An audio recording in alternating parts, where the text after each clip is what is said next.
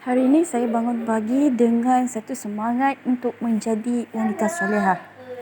Trending di media sosial minggu ini adalah rata-ratanya bercakap mengenai model rumah tangga sempurna berkaitan dengan keperluan seorang isteri melaksanakan tugasan, berkaitan dengan tugas-tugas seperti yang lazimnya dikaitkan dengan wanita, seperti contohnya siang ikan. Kemahiran untuk siang ikan harus ada pada setiap wanita, tapi ada yang komen di warganet kata lelaki lebih mahir dan sebagainya.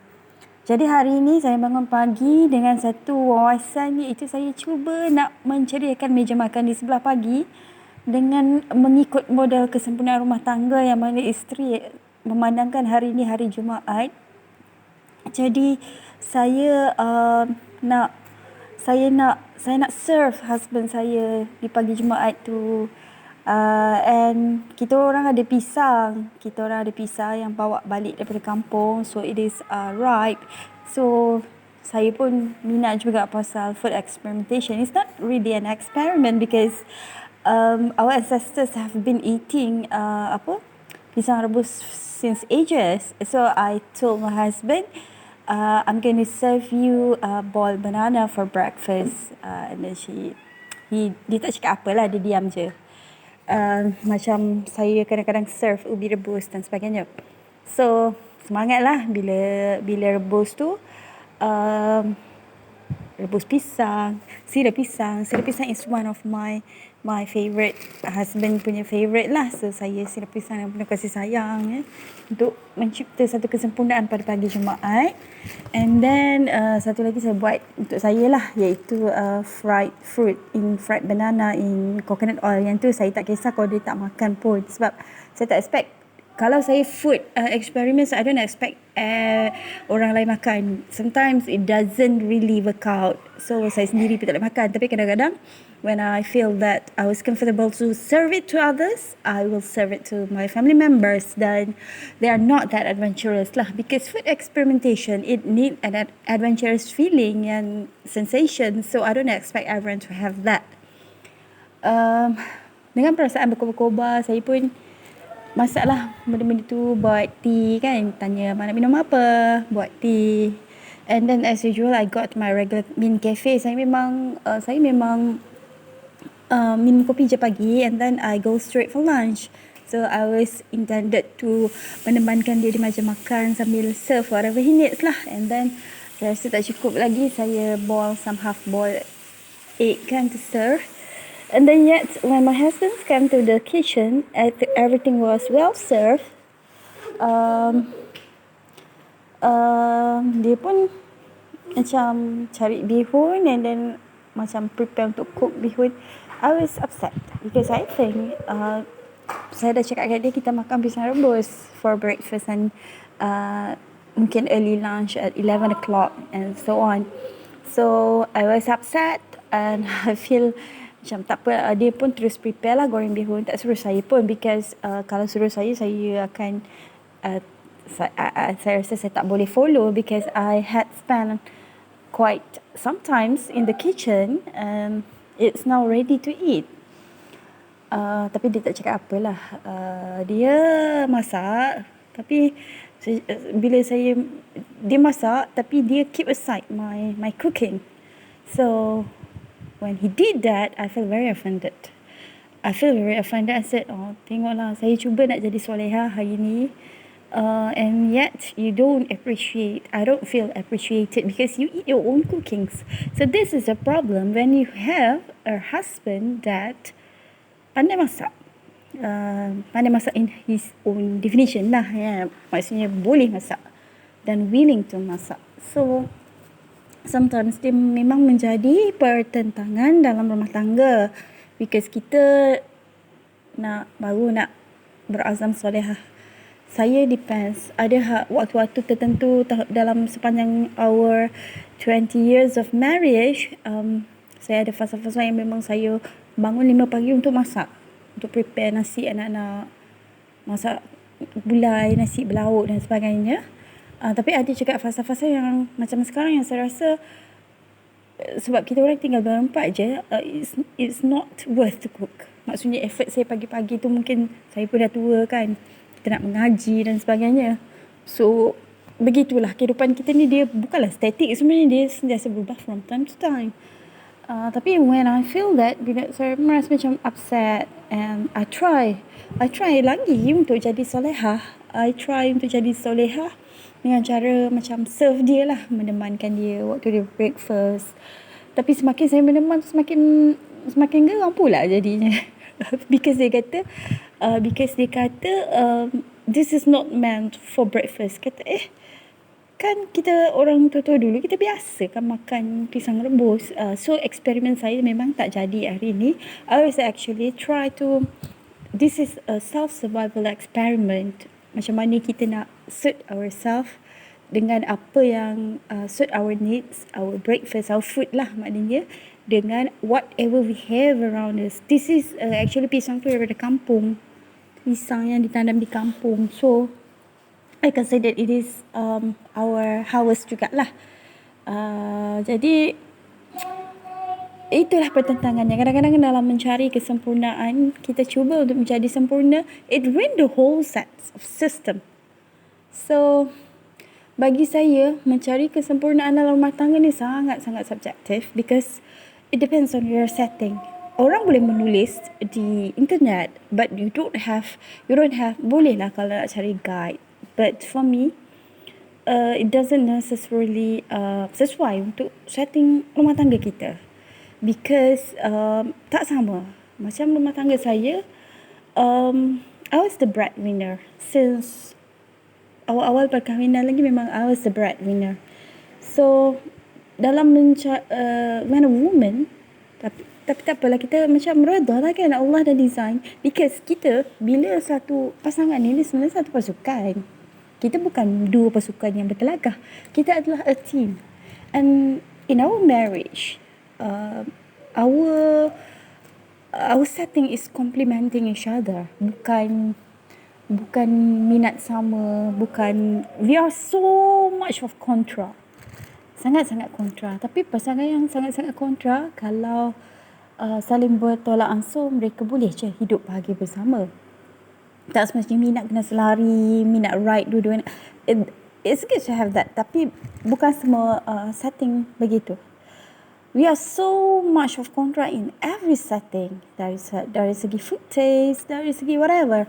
Kehendak terhadap hidup sangat-sangat berbeza.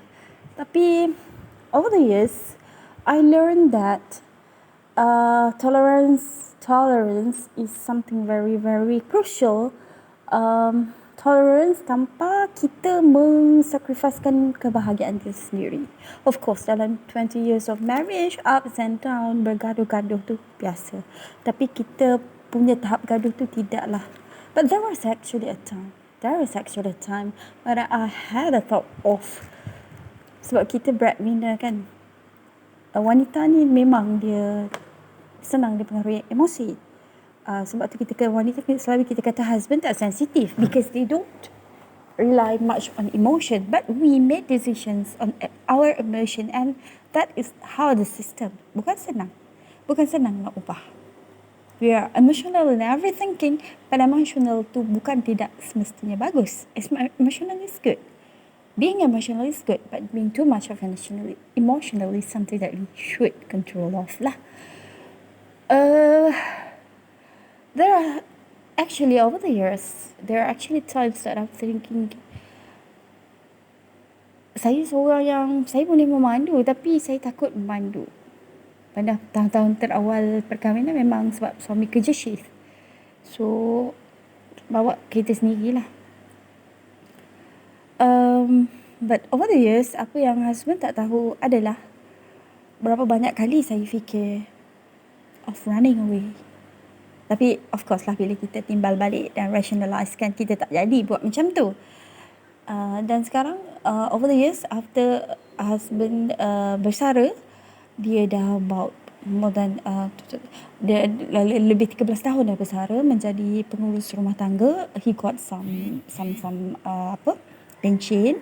Tapi pension tu of course lah, sebab suami dulu pun dia pegawai biasa, berpangkat korporal, pegawai penjara berpangkat korporal. So um, tak dia dah kita orang actually dah terbiasa dengan setting where I was the breadwinner, I was the financial planner, and he was the pelaksana. Dia punya setting macam tu. So it is me who execute the plan. Itu adalah kebiasaan dalam rumah tangga. It was me who do the thinking, cari servis sekolah anak, hala tuju pendidikan, and he was the jurukuasa pelaksana lah. And we are okay with this. Maknanya ialah kalau dua-dua nak fikir, dua-dua I mean it's good, it's complementing each other. But there are times when bila berlaku kesilapan dalam perancangan dan sebagainya, I mean kita merancang tu dah betul, tapi turns out later kita rasa macam plan kita tu tak tepat dan sebagainya. I was the one who had to orang kata pegang kesilapan and bear the failure of whatever failure yang dirasakan. That sometimes is unbearable because I said to my husband, this is our life, is always a journey. We didn't know what will happen in front of course kita ada guides, kita ada istikharah, kita mohon petunjuk dan sebagainya, tapi ada time-time Allah berikan kegagalan itu untuk uji kita, untuk berikan kasih sayang kepada yang lebih lagi kepada kita. So inilah puncanya artikel ni ditulis hari ni, but I was still trying to be constructive. I don't want to bergaduh-gaduh di hari Jumaat yang mulia ini, so I transfer all the turmoil, all the loads of information, loads of idea, loads of pendapat yang saya tak boleh nak suarakan untuk mengelakkan perbalahan hari ini. So I salurkan tenaga lebih kepada doing the house chores lah, contohnya sedia kain and writing these articles. These articles pun beneficial because it's going to be read by others and it's going to be candidate for bengkel sayembara penulisan and all. So I was try to be constructive, but deep inside I think there is no such thing as model rumah tangga sempurna.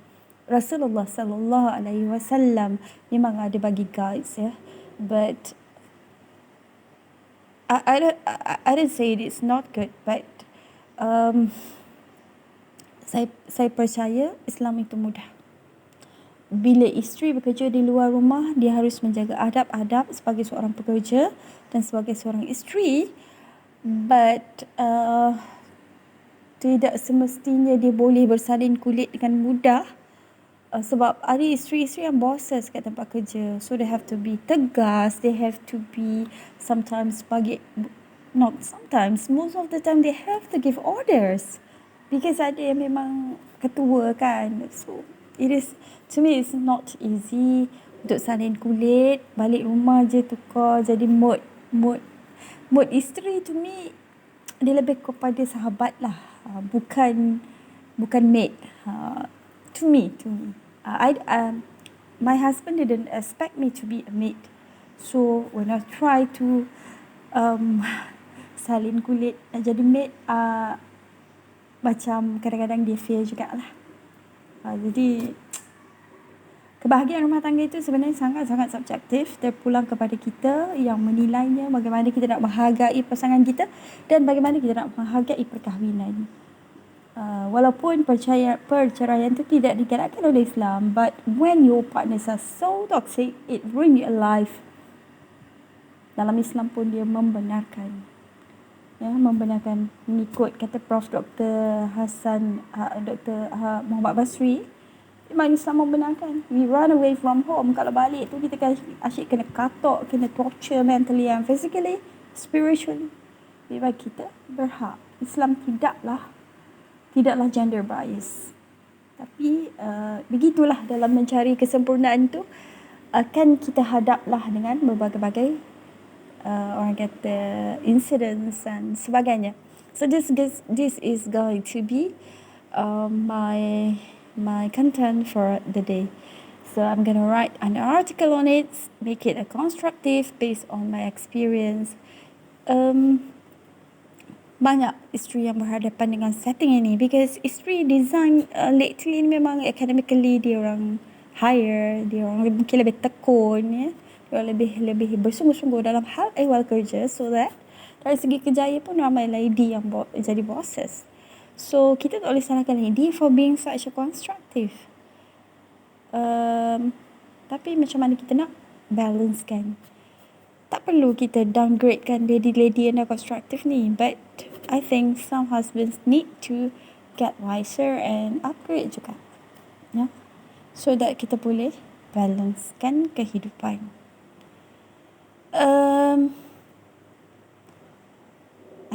I think that's all my content. Okay. Assalamualaikum warahmatullahi wabarakatuh.